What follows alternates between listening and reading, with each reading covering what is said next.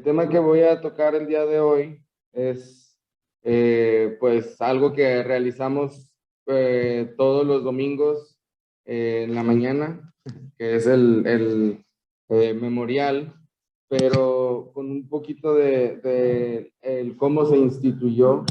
eh, Voy a tocar acerca de la última cena y la cena del Señor. Entonces, vamos a tomar como base el versículo o los versículos de Lucas capítulo 22, del 7 al 20.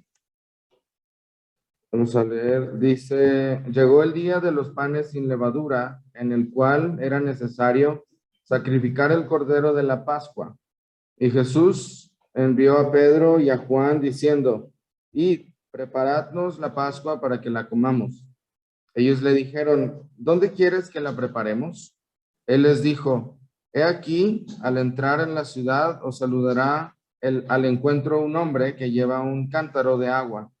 Seguidle hasta la casa donde entrare y decida al padre de familia de esa casa, el maestro te dice, ¿dónde está el aposento donde he de comer la Pascua con mis discípulos?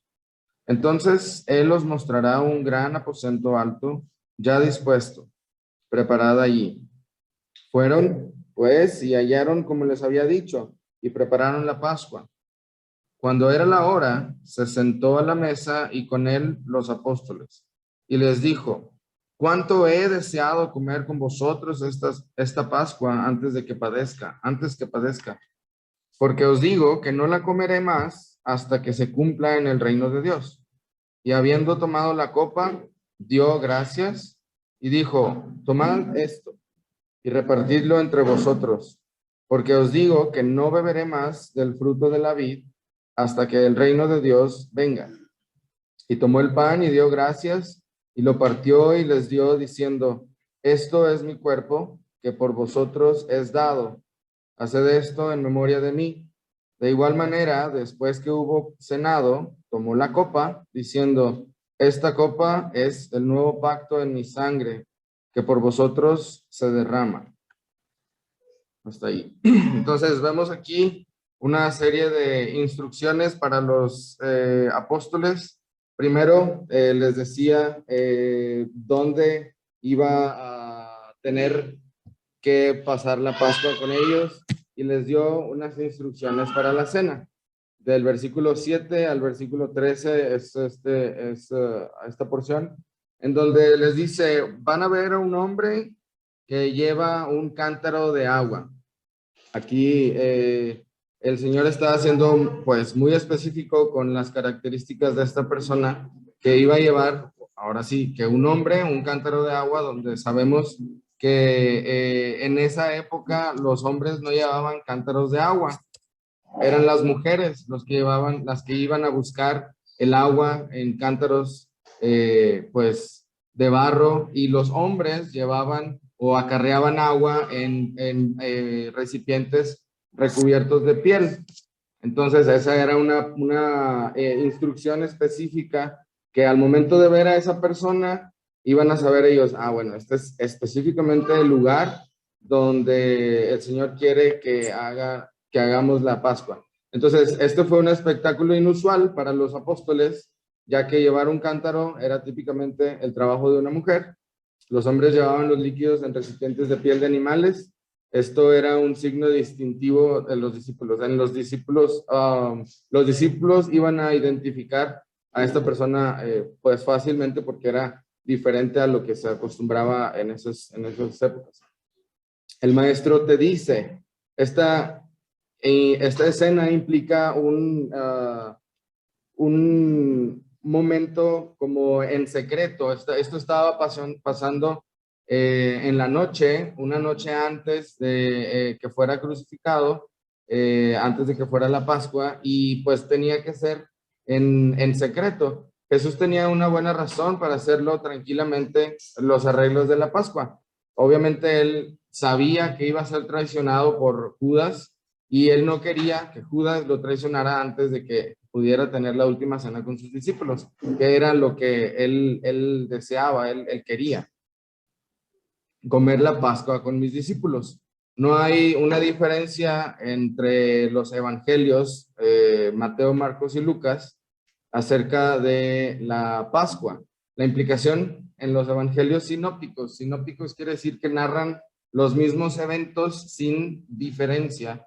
El único que especifica algo quizá no tan consistente como los primeros tres evangelios es Juan, que dice que fue crucificado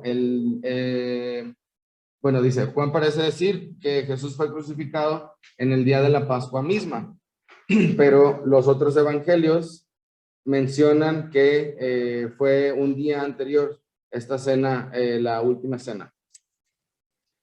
La última cena, ahora sí, en el momento que ya está establecida, ya está establecido el lugar, ya están los discípulos sentados alrededor de Jesús y ya les está diciendo, cuánto he deseado comer con vosotros esta Pascua antes que padezca.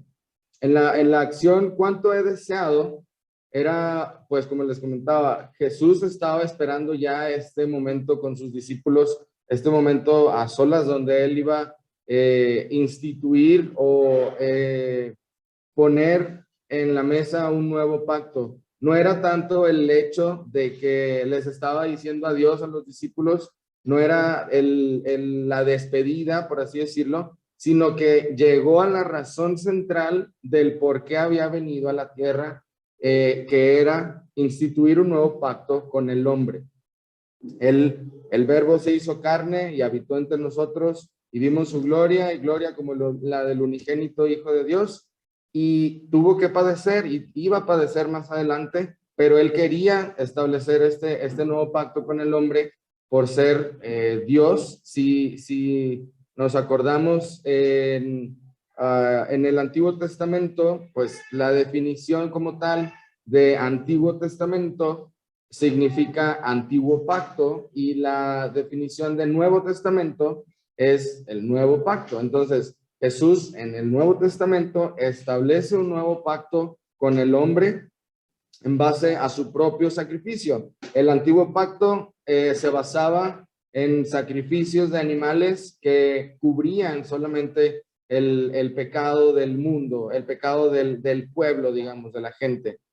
Y en el nuevo pacto o en el Nuevo Testamento, Jesús instituye el sacrificio, pero de su propio cuerpo, de su propio ser, de él mismo.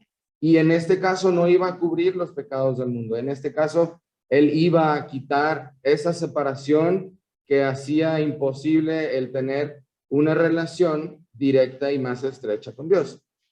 Entonces, este no era el principio del fin, como quizá a lo mejor los discípulos en ese momento pensaban, sino que era el principio del principio, el principio del nuevo pacto. Entonces, él estableció el nuevo pacto con el hombre.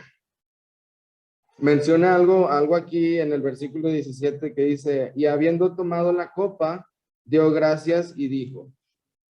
Y me quedé yo como que, pues tomó la copa y ya iba a participar de la copa, pero se adelantó al partimiento del pan. Y no, realmente aquí en la Biblia menciona una nota que dice que dio gracias por esa oportunidad que tuvo con los discípulos. Parece que Jesús tomó la copa primero, pero no, estaba dando gracias por el momento, estaba dando gracias por la oportunidad de estar con los discípulos y dice, y habiendo tomado la copa, dio gracias y dijo, tomad esto, que es la cena que estamos teniendo, tomad esto y repartidlo entre vosotros. Y luego más adelante dice, de igual manera, después que hubo cenado, tomó la copa, que fue después de que partieron el pan. Entonces, Jesús también menciona y les dice específicamente a los discípulos que no iba a beber más del fruto de la vid hasta que el reino de Dios viniera. Cuando ya él les estaba diciendo a futuro, cuando ya venga yo a establecer mi reino, voy a volver a tomar y esta es la última vez que voy a participar del jugo de la vid. Jesús aún no ha celebrado una Pascua en el cielo. Él está esperando a todo su pueblo para ser recogidos para él. Entonces habrá una gran cena, que son las bodas del Cordero, que se relata en Apocalipsis capítulo 19. Este es el cumplimiento del reino de Dios que Jesús está anhelando, que Jesús anhela actualmente. El estar con nosotros y tener la cena de, ahora sí, la Pascua en su reino. Más allá de toda la controversia que muchos puedan decir, que, no sé, las diversas religiones que hablan acerca de esta institución de la Cena del Señor, de los elementos, que son realmente o que realmente quieren decir, el mandato de Jesús es: haced esto en memoria de mí. Entonces, en la Cena del Señor, debemos recordar quién es Jesús y todo lo que ha hecho por nosotros. El anuncio de Jesús es: estoy estableciendo un nuevo pacto entre el hombre y Dios, y las preguntas que surgen es, o que nos deberían de surgir es, que si un simple hombre, ¿qué hombre simple tendría la audacia de instituir un nuevo pacto entre Dios y el hombre? Nadie pudo haber hecho posible eso. Entonces Jesús aquí estaba dando este nuevo pacto, instituyendo este nuevo pacto. ¿Por qué? Porque él también era Dios y él tenía la autoridad de poner un nuevo pacto en juego, digamos, en el presente de aquella época. Pero aquí Jesús funda una nueva alianza sellada con la sangre, así como mencionaba anteriormente que en el Antiguo Testamento fue sellado con sangre. Aquí iba a pasar lo mismo, pero en este caso no iba a ser sellado con sangre de cordero ni de machos cabríos. Si quieren, vamos a Éxodo 24:8, donde menciona, donde fue establecido el pacto anterior. Es Éxodo capítulo 24.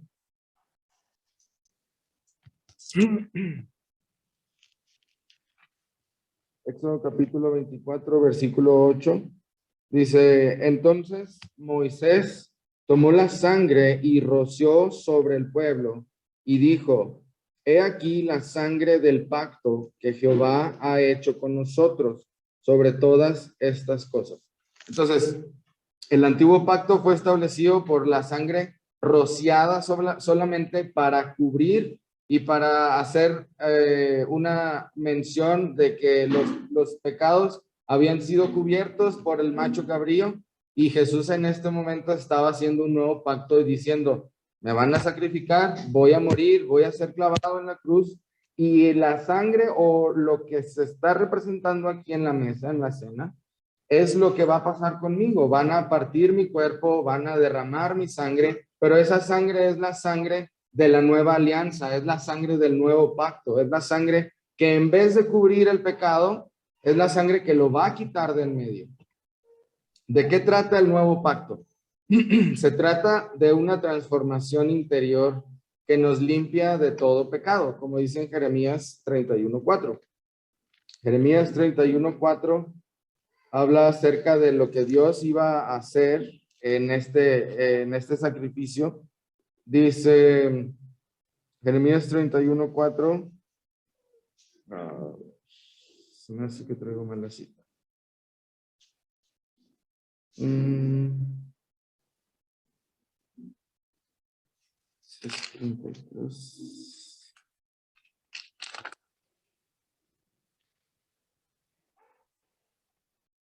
traigo mal la anoté mal la cita.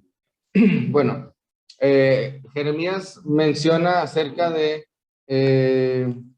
lo encuentro.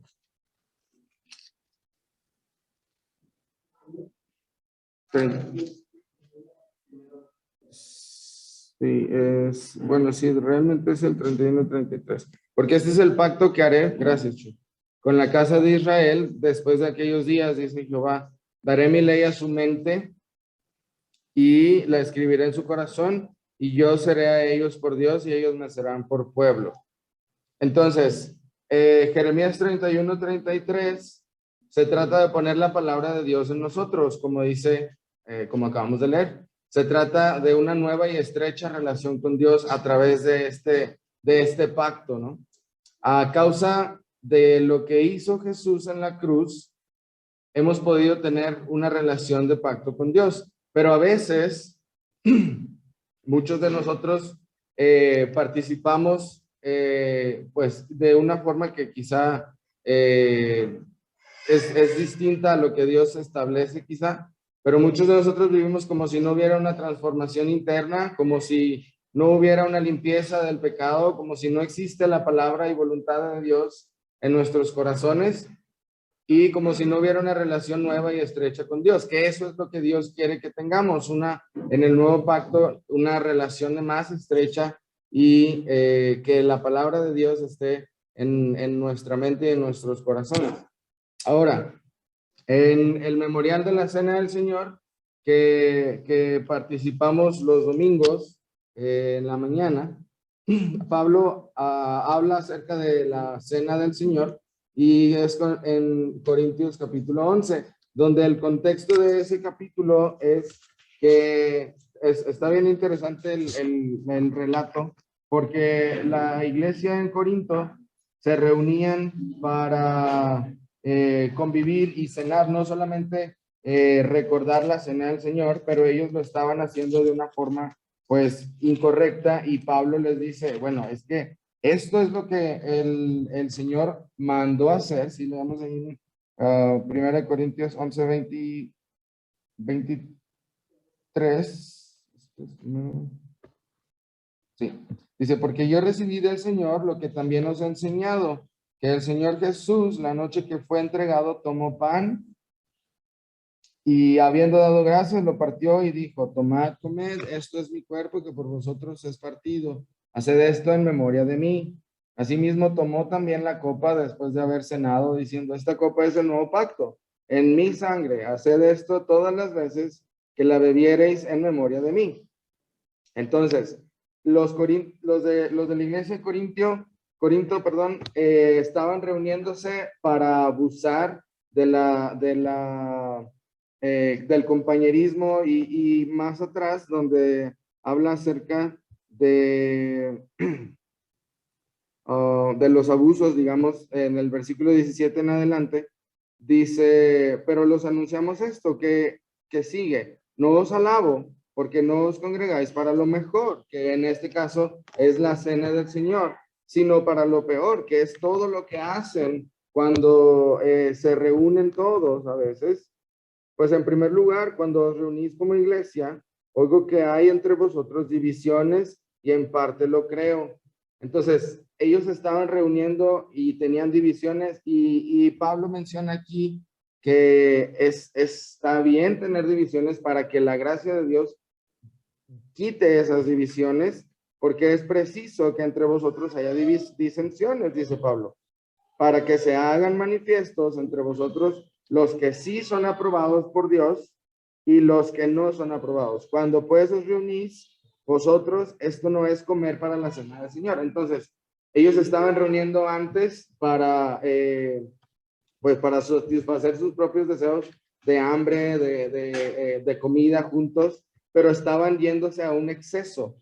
Entonces, Pablo ahí les está reprendiendo y les dice, bueno, veo que hay ciertos comportamientos y en el versículo 21 menciona esto, porque al comer cada uno se adelanta a tomar su propia cena y uno tiene hambre y esto se embriaga. Entonces, hay varios comportamientos que Pablo estaba detectando que no iban conforme a lo que Dios quería para la iglesia de Corinto.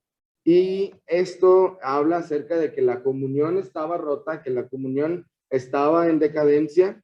Y dice, bueno, pues, ¿por qué? O sea, ¿no tienen casas en donde coman y beban? ¿O menospreciáis la iglesia de Dios? Entonces, si se estaban reuniendo para comunión unos con otros, entonces, pues, ¿qué está pasando? Les está diciendo Pablo básicamente. Y avergonzáis a otros que no tienen nada. ¿Qué os diré? ¿Os alabaré? En esto no los alabo. Entonces, les reprende primero y les dice, hay disensión, hay división entre ustedes Y esto es lo que instituyó Jesús en la cena. Y les dice otra vez el memorial, ¿verdad? Donde el sentido dice, donde el sentido principal de la cena del Señor es recordar lo que hizo por nosotros, haciendo énfasis en su muerte y su resurrección de los muertos. En Juan capítulo 6, versículo 51, Jesús dice, yo soy el pan vivo. Juan capítulo 6, versículo 51. Y en esa porción de la escritura, Jesús da una descripción a los fariseos donde les dice qué es comer su carne y beber su sangre, que no eran una forma literal como ellos pensaban en ese momento, sino eran formas simbólicas y metafóricas cuando instituyó la cena del Señor. Dice, yo soy el pan vivo que descendió del cielo. Si alguno comiere de este pan, vivirá para siempre. Y el pan que yo daré es mi carne, la cual yo daré por la vida del mundo. Y empieza a explicarles a los judíos que se estaban diciendo, ¿cómo es posible que quiere darnos a comer su propia carne? O sea, quiere que nos lo comamos físicamente, literalmente ellos pensaban de una forma literal, pero Jesús les estaba diciendo, yo soy el pan, yo soy el sacrificio, y todo el que cree en lo que yo voy a hacer va a tener vida eterna y les va a dar la oportunidad de vivir con él eternamente, solo si creen en lo que yo estoy diciendo. Yo soy el pan. Antes el pueblo de Israel recibía del cielo el maná y ellos consumían y comían el maná diariamente, pero ese se echaba a perder, dice en la escritura. El pan pasaba a echarse a perder, pero este pan que vino del cielo iba a sacrificarse por los pecados. Entonces, la cena del Señor es lo que el Evangelio proclama. El Evangelio es la muerte, la sepultura y la resurrección de Cristo. Eso es lo que representa la cena del Señor y habla acerca de los sufrimientos que pasó Cristo cuando fue crucificado, que su cuerpo fue molido y que fue sepultado y también que resucitó. Ese es el centro del Evangelio. Habla acerca de que Cristo vino al mundo a ser sacrificado, a ser molido, a ser clavado en una cruz y resucitar y salvar a todo aquel que en él cree. Eso es lo que les estaba diciendo en ese momento, en esa descripción del pan, que él era el pan. Nuestra participación en la cena como iglesia es algo que no solamente se demuestra visiblemente, no solamente demuestra visiblemente nuestra unión con Cristo, sino que también es nuestra unión los unos con los otros. ¿Por qué? Porque tenemos comunión. Cuando estamos alrededor de los símbolos, tenemos comunión con Cristo y tenemos comunión unos con otros y todos estamos en un mismo sentir y deberíamos estar unidos en ese mismo sentir delante de los símbolos y obviamente delante de Dios, porque por la relación que cada uno de nosotros tiene con Cristo como cabeza. Y como todos formamos parte de un mismo cuerpo. Primera de Corintios capítulo 12, versículo 12, menciona Pablo otra vez, hablando a la iglesia de Corinto.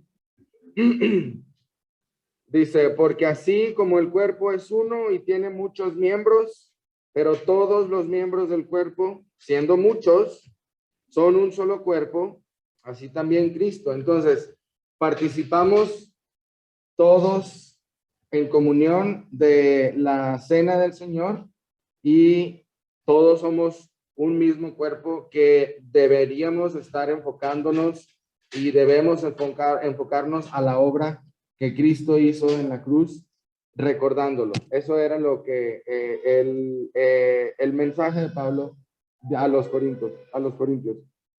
¿Qué se comparte antes de cada símbolo? No hay una instrucción específica de lo que debemos compartir en la cena del Señor, los varones, pero algo que pudiéramos tomar en cuenta es lo siguiente.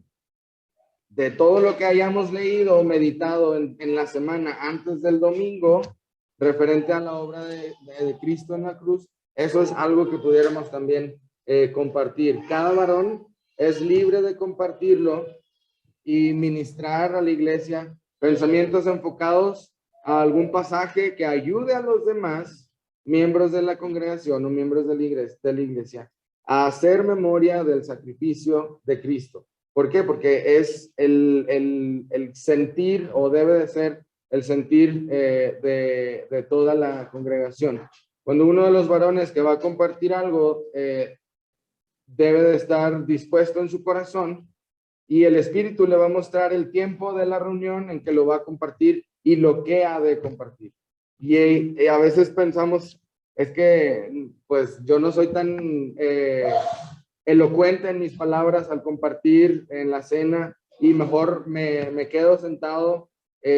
No, el Espíritu los va o nos va a impulsar a hacerlo, porque en ese preciso momento es un momento tan especial que nos hace recordar lo que Dios hizo por nosotros en la cruz, y nos va a impulsar el Espíritu a hacerlo. ¿Por qué celebramos la cena del Señor? Porque el Señor lo estableció así, para que hiciéramos memoria de Él. Eso fue lo que Él instituyó. Hagan esto, porque todas las veces que comáis este pan y bebáis esta copa, la muerte del Señor proclamáis hasta que Él venga. Es para hacer memoria de Él cada vez que participamos del jugo y del pan en la cena, y es nuestra responsabilidad como creyentes el participar activamente para la edificación del cuerpo de Cristo, para la comunión unos con otros, y en la cena del Señor es una oportunidad para ayudarnos a pensar en la vida, muerte y resurrección de nuestro Señor. Hay una porción donde más adelante Pablo en Corintios habla acerca de hacerlo en conciencia. Dice en el versículo 31 del capítulo 11. No, perdón, versículo 28. Dice, por tanto, pruébese cada uno a sí mismo y coma así del pan y beba de la copa. Examinémonos cada uno antes de participar de la cena del Señor, y no nos abstengamos de participar, simplemente examinémonos y reconozcamos delante del Señor que pues a veces hemos pecado y decimos, no, mejor no, esta vez no voy a participar de la cena del Señor porque he pecado. Pero sabemos que si confesamos nuestros pecados, Él es fiel y justo para perdonarlos. Y una vez reconociéndolo, podemos participar de la copa. Podemos participar del memorial instituido por el Señor, recordando, como dije anteriormente, la vida, la muerte y la resurrección de nuestro Señor.